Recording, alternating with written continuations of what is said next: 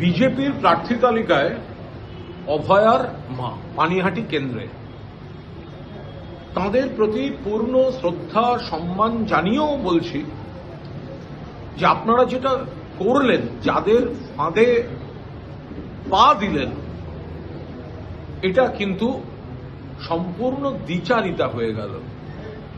অভয়া যে ভয়ঙ্কর মৃত্যু ছিল, আমরাও প্রতিবাদী ছিলাম, কিন্তু আমরা কুৎসা বিকৃত প্রচারের বিরোধিতা করেছি। সেই সময়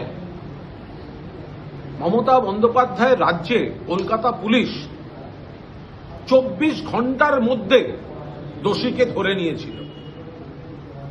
আপনারা চেয়েছিলেন সিবিআই চাই, হাইকোর্ট সিবিআই দিয়েছিলেন। সেই সিবিআই তাদের তদন্তে দেখা গেছে কলকাতা পুলিশ যাকে ধরেছিল সেটাই ঠিক।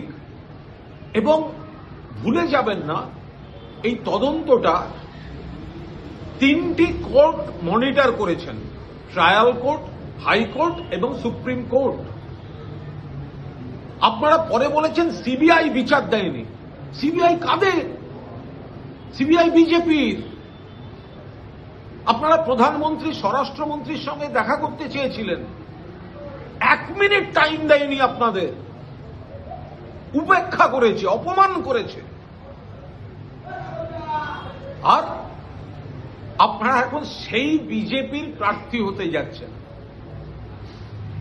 আপনাদের পূর্ণ গণতান্ত্রিক অধিকার রয়েছে, কিন্তু এটা সম্পূর্ণভাবে দ্বিচারিতা। যে বিজেপি, আপনারা বলছেন আপনারা সিবিআই চেয়েছিলেন, আপনারাই বলছেন সিবিআই ঠিকমতো তদন্ত করেনি।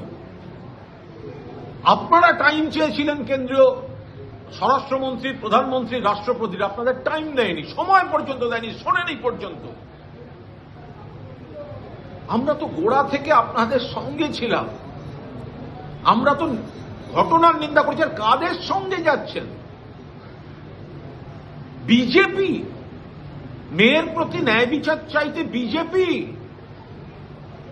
উন্নাও, হাতরাস, প্রয়াগরাজ, গুজরাটে বিলকিসের গণধর্ষণকারীদের মালা পরিয়ে বরণ করে নিয়ে গেছে। ভারতের সোনার মেয়েদের শ্লীলতাহানিকারী ব্রিজভূষণ বিজেপির সাংসদ প্রধানমন্ত্রী, স্বরাষ্ট্রমন্ত্রীর সঙ্গে বসে থাকেন। মণিপুর থেকে, ওড়িশা থেকে দিল্লি, একের পর নারী নির্যাতন। আপনারা সেই বিজেপিতে গিয়ে ন্যায় বিচারের কথা বলবেন? আপনারা নিজেদের সম্মান নিজেরা নষ্ট করছেন।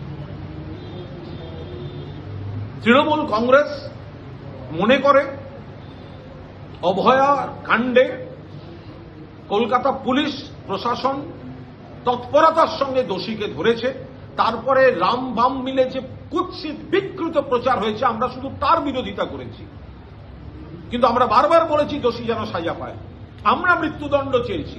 সিবিআই যাবজ্জীবন করাতে পেরেছে, মৃত্যুদণ্ড করাতে পারেনি। কোন সিবিআই? অমিত শাহ সিবিআই। কোন সিবিআই? বিজেপির সিবিআই।